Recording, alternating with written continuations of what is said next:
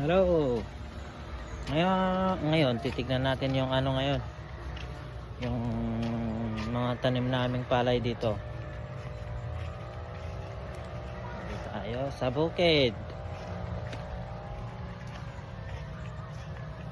Tayo ngayon sa bukid.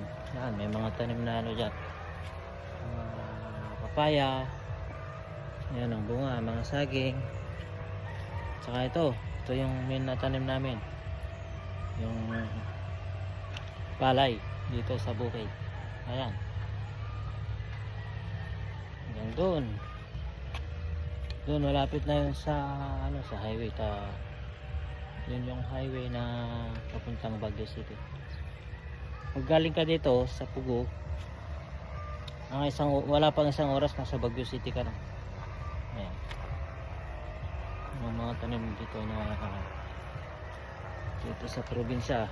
Ito meron silang ano dito, yung puso, may puso, ano ng tubig. Yan, mga papaya. Yan, tanim na papaya, may bunga, dami. Saging.